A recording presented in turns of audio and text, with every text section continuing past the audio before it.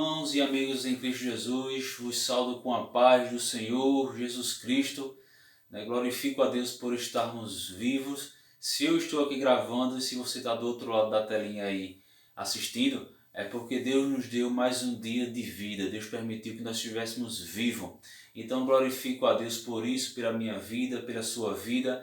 Desde já quero agradecer a todos os inscritos no canal, a todos aqueles que gastaram um pouco do seu tempo para assistir esse vídeo. Estou muito honrado por isso.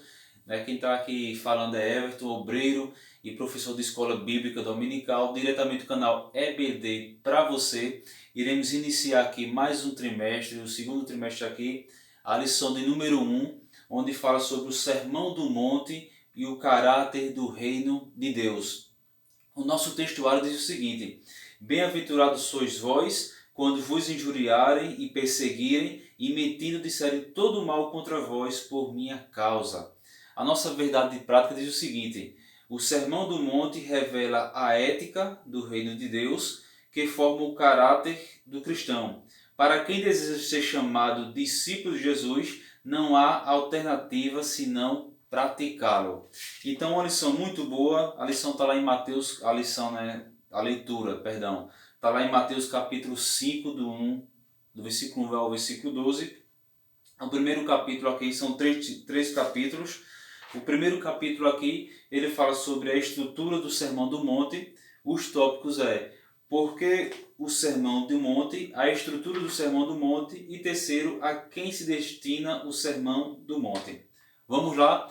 Meus irmãos, mais uma vez eu saúdo com a paz do Senhor Jesus Cristo. Agora mais lição 1, o Sermão do Monte e o caráter do reino de Deus. E o primeiro capítulo fala sobre a estrutura do Sermão do Monte. Nós vemos aqui que por que Sermão do Monte? Sermão do Monte, nós vemos aqui Sermão do Monte porque literalmente ele foi ensinado em um monte. Ali em Lucas capítulo 6, se eu não me engano, diz que era uma parte plana.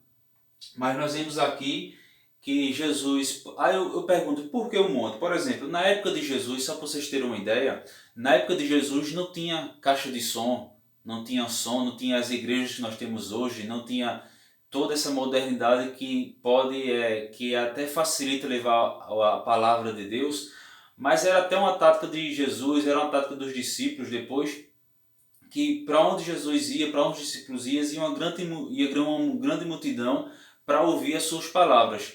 Então, o que é que Cristo fazia? Cristo subia numa parte mais alta, que ele estivesse numa parte mais alta do que o público, além do que a multidão, para que todos pudessem ver ele visualmente. E ele ficava no local a favor do vento, perdão. Ele ficava a favor do vento porque assim facilitava que a sua voz fosse ouvida por todos.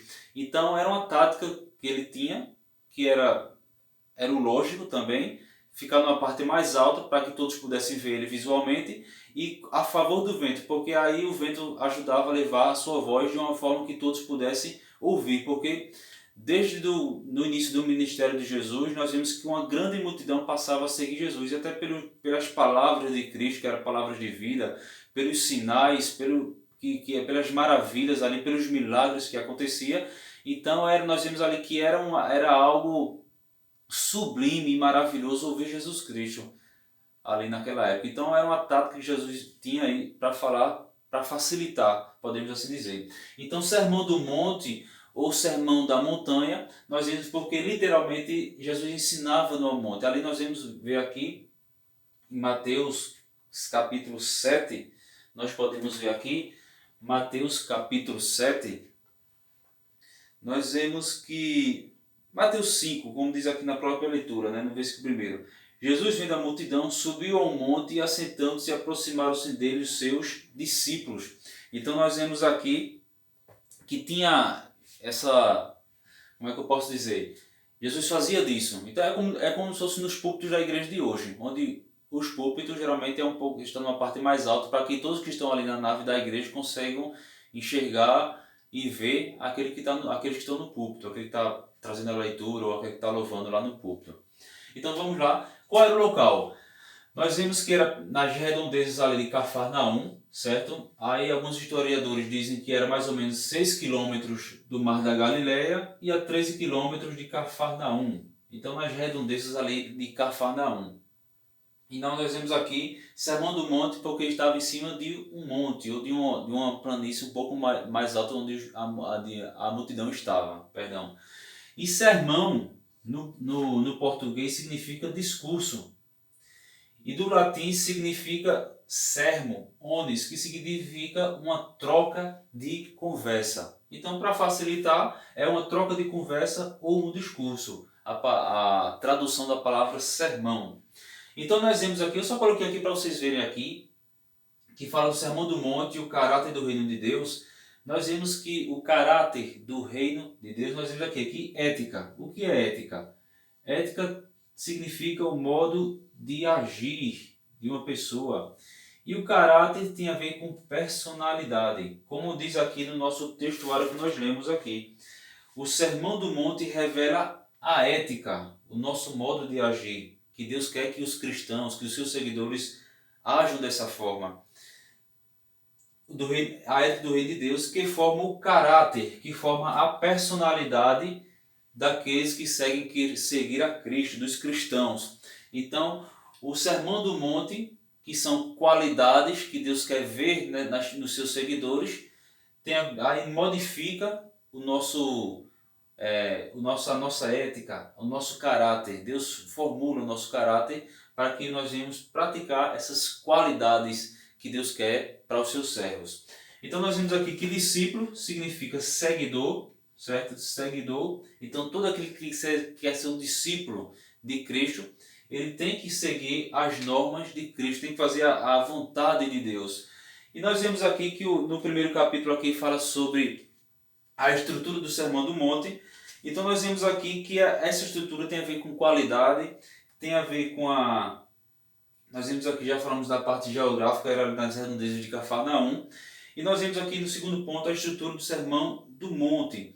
Então nós vemos aqui que o desdobramento dessa estrutura, ela como tem a ver com qualidade, com a palavra de Deus, tem a ver com o cumprimento das profecias. É como diz aqui, que esse desdobramento, né, podemos aqui dizer, como diz aqui no primeiro tópico, o desdobramento dela envolve a genealogia de Jesus e os cumprimentos dessas sete profecias, podemos assim dizer. Por quê? Primeiro, que nasceria um menino e o seu nome seria chamado Emanuel. Que ele nasceria na cidade de Belém. Vocês lembram que na época quando Jesus estava para nascer, nós vemos que foi decretado um decreto de Roma que todos fossem à sua cidade a sua cidade de nascença para fazer um alistamento. Então foi nessa época que Jesus nasceu, quando estava ali em Belém. Nós vemos aqui que terceiro, ele foi chamado do Egito quando Herodes, temendo que esse rei dos judeus viesse a atrapalhar o seu reino ou viesse a ser uma ameaça para Herodes, ele mandou matar crianças ali do sexo masculino, perdão, quase que eu não digo. Então ele teve que fugir através de um anjo. O anjo falou para José que eles fugissem para o Egito até que dali fosse dada a ordem para eles voltar. Então ele foi chamado do Egito. Nós vemos aqui que fala sobre o choro de Raquel. Esse choro de Raquel tem a ver também com aquelas no cativeiro babilônico, que foram as primeiras cidades ali, quando a Babilônia foi invadindo Judá. E tem a ver também com essas crianças que foram mortas ali na época de Herodes, que ele pediu para tirar a vida dessas crianças. Ele foi chamado de o Nazareno. Tudo isso era cumprimento em referências ao Antigo Testamento. João Batista, uma voz que clama no deserto e uma grande luz que raiou para iluminar a humanidade. Então nós vemos aqui que tudo isso tem a ver com as profecias, a estrutura desse sermão também tem a ver com a genealogia de Jesus e esses cumprimentos que foi relatado no Antigo Testamento e foi cumprido ali no Novo Testamento. Então nós vemos aqui que o Sermão do Monte, nós podemos ver nos capítulos 5, 6 e 7 de Mateus. A lição também fala aqui sobre os 5 discursos do Sermão do Monte, que é primeiro as bem-aventuranças, que é onde o texto fala aqui, lá em Mateus capítulo 5, fala que nós devemos ser sal e luz, diz que Jesus, o cumprimento da lei, ele cumpre a lei. Quarto, os atos de justiça e declarações de justiça. Vocês podem ver lá no capítulo 5, 6 e 7 de Mateus. Então tudo isso faz parte da estrutura, né, desse sermão. E no terceiro tópico aqui diz para quem era direcionado esse sermão.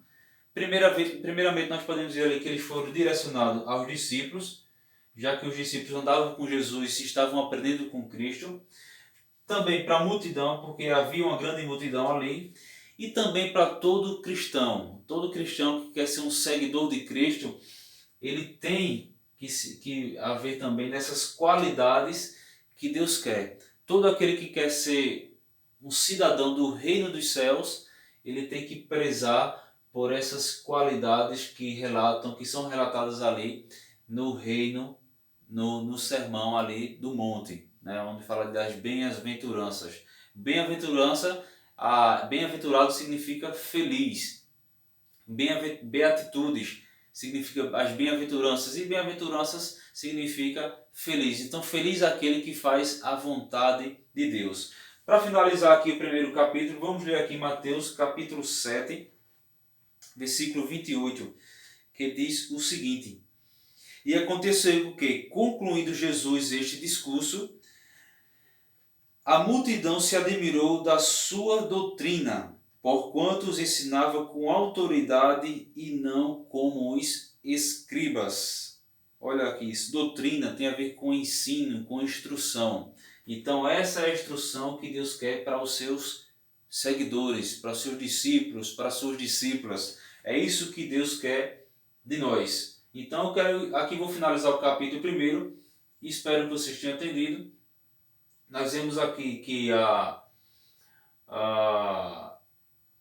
acho que deu para vocês entenderem, falou do Sermão do Monte, porque Sermão do Monte, a estrutura aqui do Sermão do Monte, que também tem a ver com os cumprimentos de algumas profecias e também os 5 principais discursos ali do Sermão do Monte, que fala sobre as bem-aventuranças, sal e luz, Jesus, o cumprimento da lei, os atos de justiça e as declarações da justiça. Vou finalizar por aqui, já iremos iniciar o capítulo 2. Paz do Senhor.